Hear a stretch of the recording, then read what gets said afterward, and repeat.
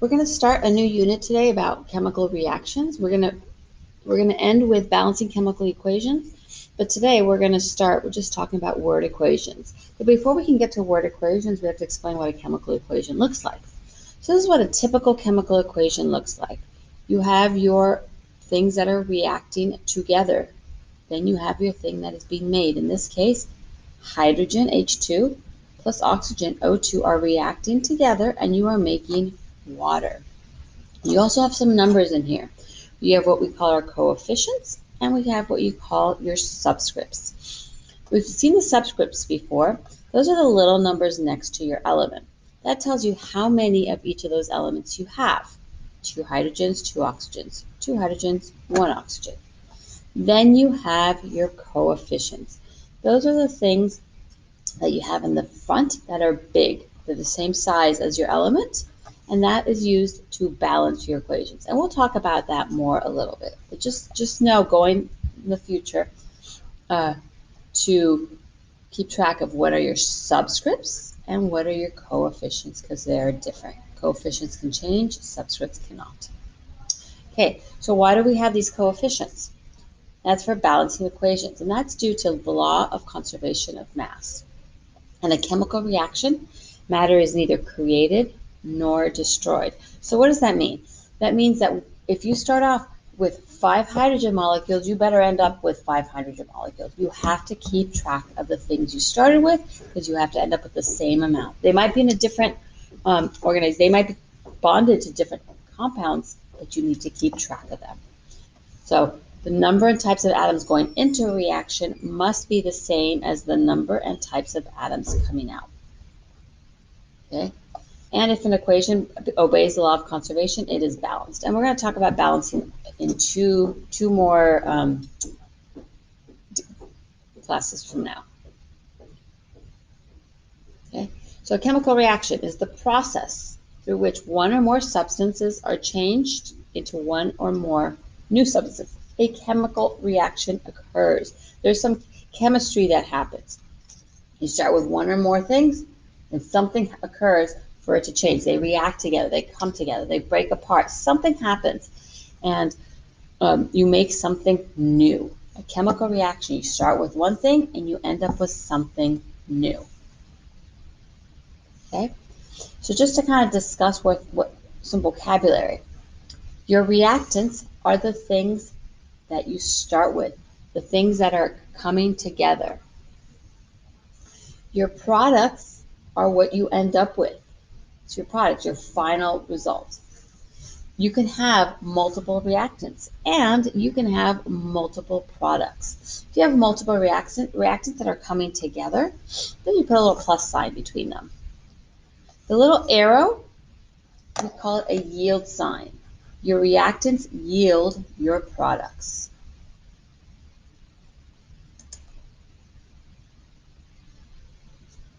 Okay.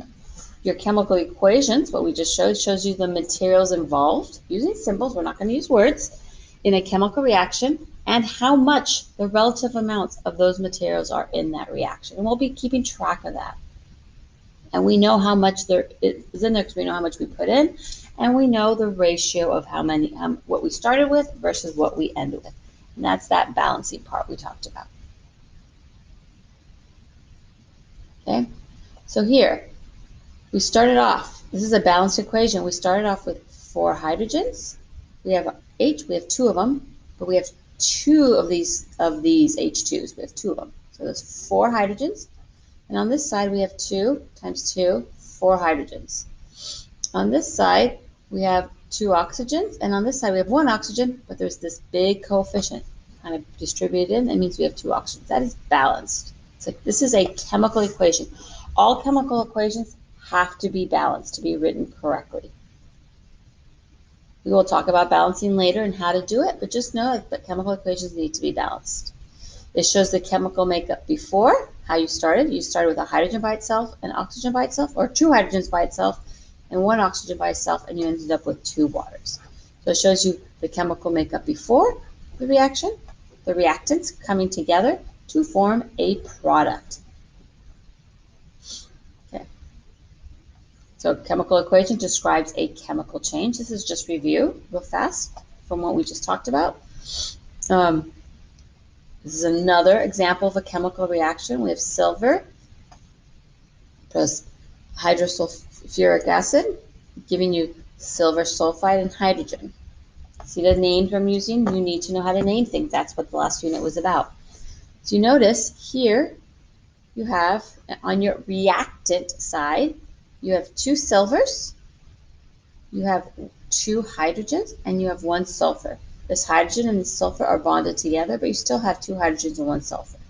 On the product side, you have silver and you have 2 of them, Ag2, just like you have 2 silvers over here. You have 1 sulfur and you have 2 hydrogens, Okay, reactants on the left, products on the right. That's your reaction symbol, your yield.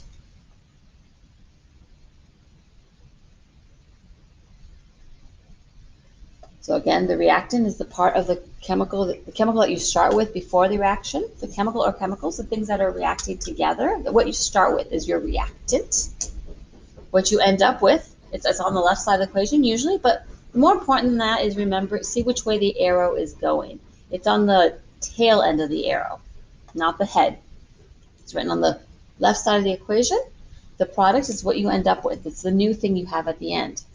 And that's written on usually on the right side of the equation, but you want to make sure it's on the head side of the equation, of the head side of the arrow. Things that you will see in equation. You will see S. If you see a little S next to something, that means you have a solid S. And you need to know these because we need to put these in our chemical reactions.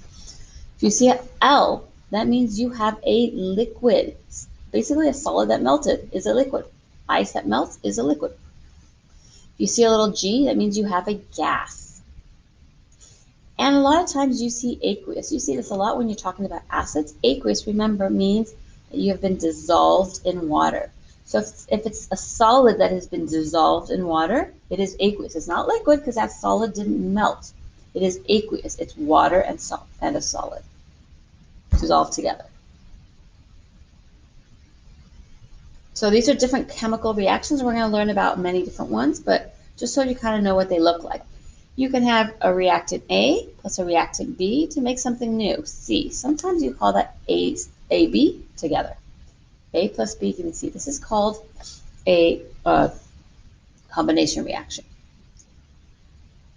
You can have A by itself breaking down into 2 new things. You see, this is called a decomposition reaction. You can have AB going to C plus D, starting with 2 things react, making 2 new compounds. This is called a double decomposition reaction. Double replacement reaction, Okay? Those are just some sorts of reactions. There are more than those, and there are 5 that we will learn in this class. Okay, other things that you need to be aware of in your chemical equations. Okay? First of all, a catalyst. What is a catalyst? A lot of times you add things that speed up the rate of a reaction, but it's not used up in a reaction.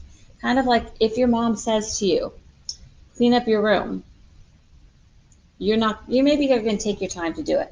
But if your mom says clean up your room and stands in the doorway until you finish cleaning up your room, I bet you're going to clean up your room faster. She's not involved in the reaction. She's not involved in the cleaning. She's a catalyst. She's the thing that makes the cleaning of the room happen faster. A catalyst is a substance that speeds up the rate of a reaction, but is not used up in the reaction. Usually we're going to write the catalyst over the arrow because it's not part of the chemical reaction. Other symbols you need to know. Again, we already talked about the plus side. It means it's separating your reactants or your products. We talked about the arrow. It means it yields or produces something. If you see a little triangle either above the arrow or below the arrow, that means in order for this reaction to happen, they had to apply a little heat. Some reactions don't happen at room temperature. You have to heat it up. Once they heat up, then they start reacting.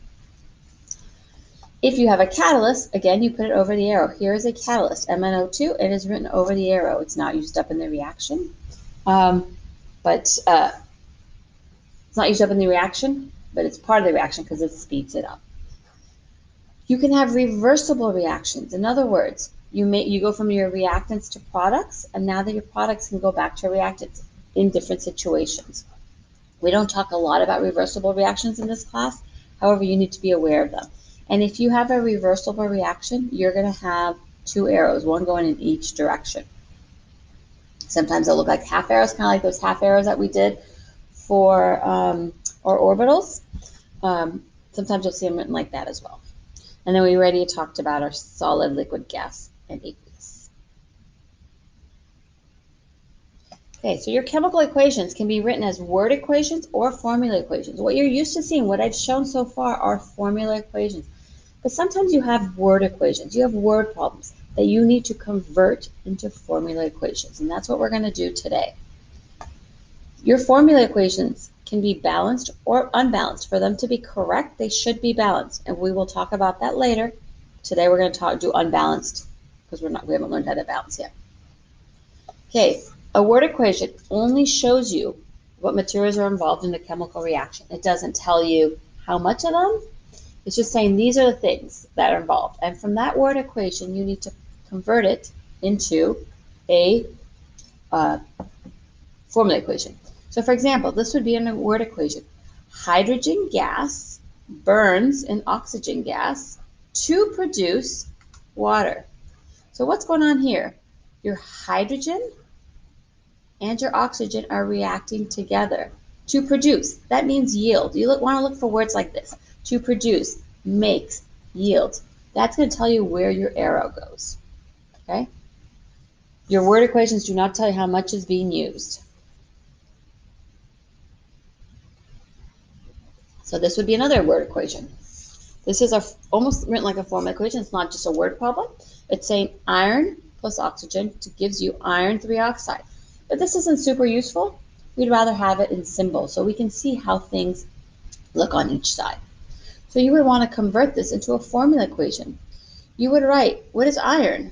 Iron is just Fe. This is a balanced equation. Then you're going to say plus, so you can put the plus down here, oxygen. Oxygen is one of your diatomics, so you're going to put O2. And that's going to give you iron 3 oxide. What is iron 3 oxide? Fe2O3. And we're going to learn how to do this today. But you already know how to do this because you know each of these individual parts because we've worked on that last unit. We'll work on we're going to work on balancing 2 lessons from now. Okay? So to change your word equations into formula equations, you can follow the following flow chart. First thing you're going to ask yourself is the substance an element? If the substance is an element, you have to decide whether it is monatomic or diatomic. Mono means one, so one element by itself. If it's diatomic, it is one of those 7 that we learned. Brinkelhoff, the 7. Bromine, iodine, nitrogen, chlorine, hydrogen, oxygen, and fluorine. If it's monatomic, you're just going to write the symbol for that element. So like in the previous problem, let me go back to the previous problem. It said iron. That is monoatomic. So you just write Fe. Okay. If you have sodium, you write Na. Okay, if it is diatomic, in other words, one of these guys, Brinkelhoff, they're going to have the subscript 2. If it's one of those 7, they're going to have the subscript 2. So if you see something that says bromine, you're not going to write Br, you're going to write Br2. This is why it's important that you know your diatomics. Diatomics, if they're not combined with different elements, they will bond with themselves, forming a diatomic element. So here, there's no other element available, so it has to be Br2. Okay? So first thing you ask yourself, is there an element? If it's an element, is it monatomic or is it diatomic? Okay? There's another example, hydrogen. Okay.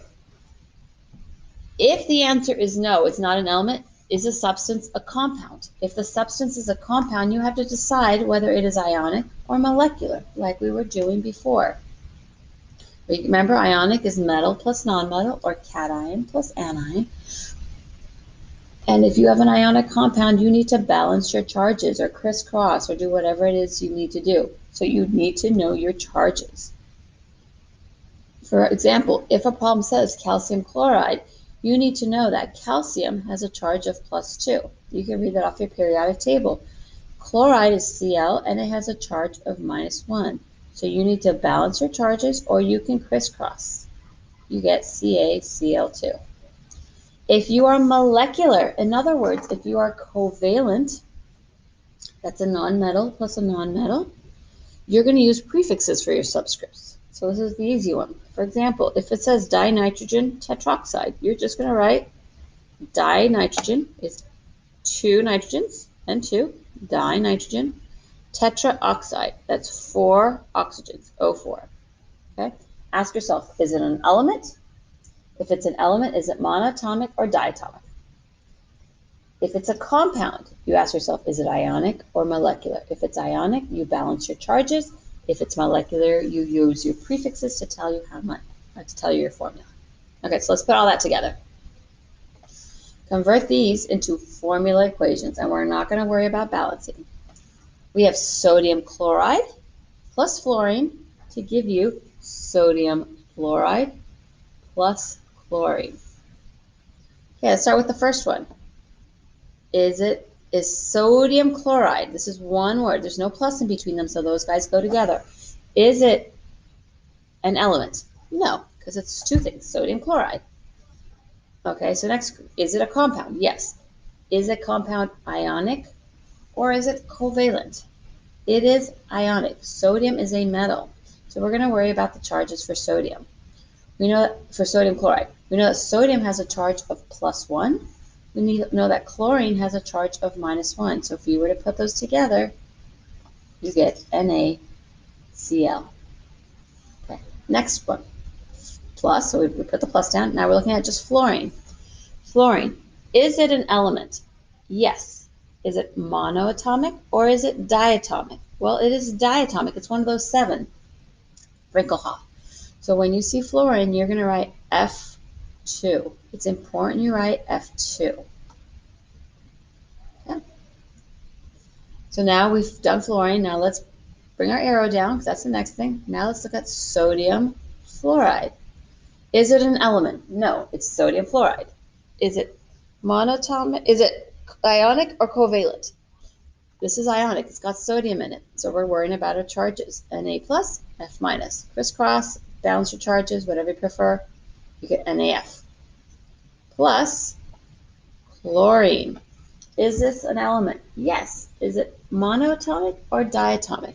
Chlorine is one of your diatomics, so you will have to write it as Cl2. Let's try another one. Aluminum plus sulfur to give you aluminum sulfide. First thing, is aluminum an element? We're looking at just aluminum by itself because there's a plus, so that's separating the two. Is aluminum an element? Yes. Is it monatomic or diatomic? It is monatomic, so all we do is write down Al. Put down the plus. Now let's look at this guy. Sulfur. Is it an element?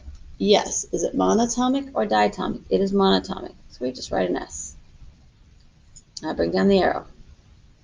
Aluminum sulfide. Is it an element? No, it's aluminum sulfide. It is a compound.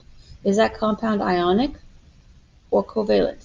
It is ionic, aluminum sulfide. Aluminum is a metal, so we have to worry about our charges. Aluminum is a +3, sulfur is a -2. Let's balance our charges or crisscross, and you end up with Al2S3. So I'm going to show you that this is not balanced really quickly. I'm not going to balance it for you yet, but I just want to show you. On the reactant side, we have 1 aluminum, but let's look over here on the product side. We have 2 aluminums. It's not balanced. How do you make 2 aluminums out of 1? You can't. You need to balance it. On the reactant side here, we have 1 sulfur.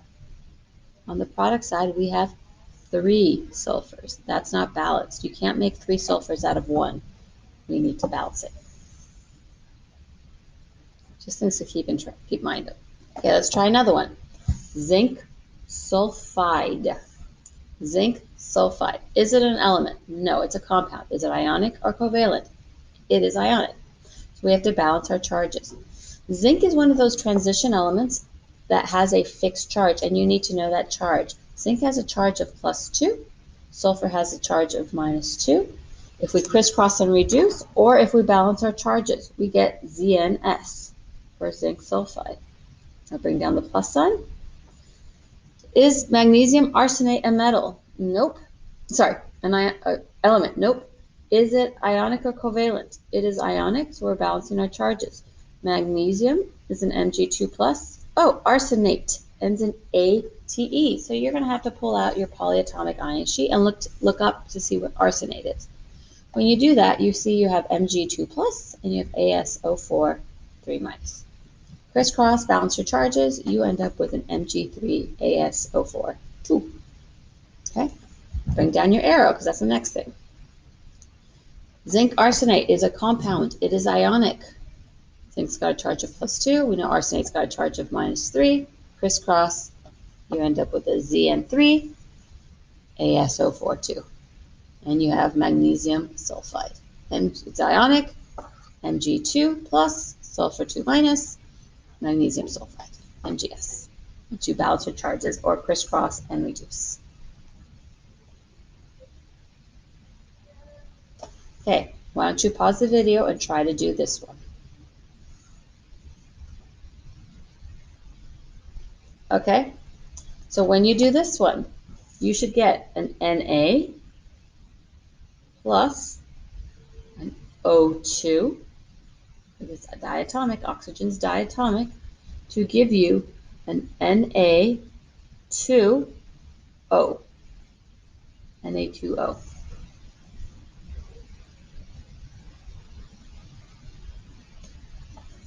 Why don't you balance this one?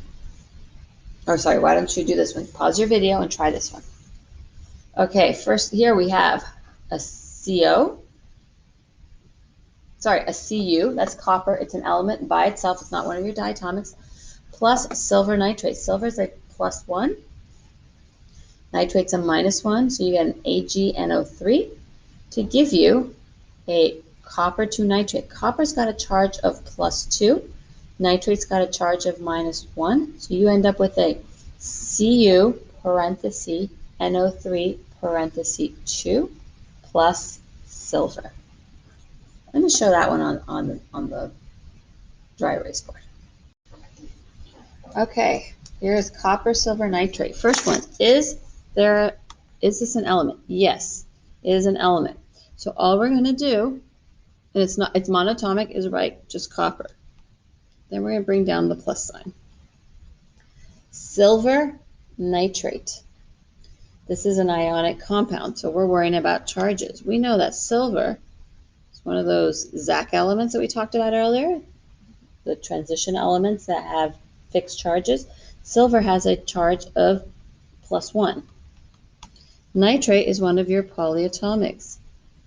It is a -1. If you crisscross that or balance your charges, works out to the same thing, you end up with an AgNO3. You don't have to have those parentheses in this case. I like to have my parentheses anyways. Okay, let's bring down the arrow. Copper 2 nitrate. This is an ionic compound, so we're going to have to worry about our charges. Copper 2, that means you have a copper with a charge of +2. Nitrate is this NO3 again. Again, I like putting those parentheses around my polyatomics to keep them together. So we're going to crisscross or balance our charges. So we end up with a Cu NO3 2. Bring our plus down. Now we have silver. Is that an element or a compound? It's an element. Is it monatomic or diatomic? It's monatomic, so we just write down the symbol for silver. That is your unbalanced equation. Okay, let's now practice using longer word problems, something that you're more likely to see out in the real world. So this is a problem that you more likely see out in the real world. It says, when sodium hydrogen carbonate and calcium chloride are mixed in the presence of water, aqueous calcium carbonate and aqueous sodium chloride and carbon dioxide are formed. So let's break this down. I've copied this onto my dry erase board, so we're going to move on to there. Okay, let's break this problem down. It says when sodium hydrogen carbonate and calcium chloride are mixed, this to me tells me this is one ionic compound. It is being mixed with calcium chloride in the presence of water. I'm going to put that in a different color. So the stuff I put in red, that is our reactants. Those two things are being mixed together in the presence of water. It doesn't say that the water is doing any chemistry. The water is kind of a along for the ride type situation. Okay, so I put it in a different color because it's not actually doing any of the chemistry. Okay, so then it says aqueous calcium carbonate, aqueous sodium chloride, and carbon dioxide are formed. So when you see something that says are formed, that means you're talking about a product. So let's outline our products. We have aqueous calcium carbonate. We have aqueous sodium chloride. And we have carbon dioxide. Okay, a couple things to notice. Aqueous. That means dissolved in water. Oh, we were in the presence of water before. Okay, dissolved in water. Aqueous sodium chloride, dissolved in water. Carbon dioxide, it doesn't say that it's been dissolved in water. Carbon dioxide, if you think about something at room temperature, carbon dioxide is a gas. So that's a gas there. So if we were to write this out, we're going to have to take it one step at a time. Let's start talking about our reactants. Sodium hydrogen carbonate. This is an ionic compound. So we're going to worry about our charges. We have an Na+, and then if we go look at our polyatomic ion sheet, if we look at our polyatomic ion sheet, what you will see is that hydrogen, where is it? Hydrogen carbonate is right here, HCO3 minus. So we're going to do HCO3 minus. So we're going to have to balance those charges. So the first thing we're going to have is an NaHCO3.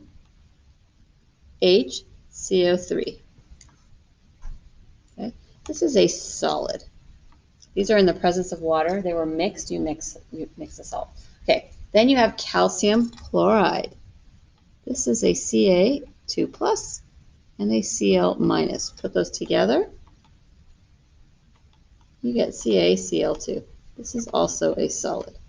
Now you can either write the water up here.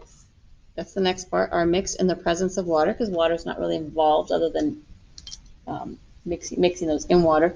Or you can write the water there. It's up to you. I would probably put it up here. Okay. Then you have aqueous calcium carbonate. Aqueous calcium carbonate. So that means that this guy is going to have an aqueous sign after it. That's what that means. You have to put that in. Remember those symbols we talked about earlier? Okay, but we need to figure out the formula. Calcium carbonate is Ca2 plus, and carbonate is a CO3 2 minus. You'd find that on your polyatomic ion list right here. Okay? So then you get, if you crisscross and balance your charges, you get CaCO3. What else do you make? Aqueous sodium chloride. Na and Cl minus. So you're going to do plus NaCl. You want to say it's aqueous because the problem tells you it's aqueous. And carbon dioxide. This is covalent. So we need either. So we just need to write down its formula. Plus CO2. And this is a gas. You've written your formula. Normally at this point, you would have to balance, but we'll learn that in a bit. Okay, let's try one more of these. Just know there's a lot of examples in the notes that you should go through. I'm just running through a couple here for this video. Okay, another problem. Solid sodium hydrogen carbonate, or sometimes called bicarbonate, reacts with hydrochloric acid to produce aqueous sodium chloride and carbon dioxide gas. Okay, so let's write this out. We're writing what are called skeletal equations because they're not balanced. But that's how we're going to start with our skeletal equation. Got to start somewhere. So solid sodium hydrogen carbonate. Okay, so let's start off with a solid, so we're going to put a little S. Sodium hydrogen carbonate, this is one we did before. It's an ionic compound. You have Na plus and then HCO3 minus, like we did in the last problem. Crisscross them. You get NaHCO3. It reacts with, that means a plus sign. Hydrochloric acid. So we have to go to our acid naming. Hydro and ic means that this was a chloride. Chloride is a Cl minus. H plus a Cl minus, you get an HCl. Acids are always aqueous, So it reacts with hydrochloric acid. And to produce, that means an arrow. All acids will be aqueous. To produce, that means an arrow. Aqueous, sodium chloride. So let's write the aqueous part down first. Sodium chloride, it's ionic compound. We have to balance our charges. We have an Na plus, a Cl minus, so you get an NaCl. Plus, you made some water. Water is a liquid. And you made some carbon dioxide. It's a gas. Okay. You need to practice these. As I said, there's a lot of examples in Schoology. A lot of examples in the note that you should run through. In addition, there are worksheets in Schoology that you can practice as well.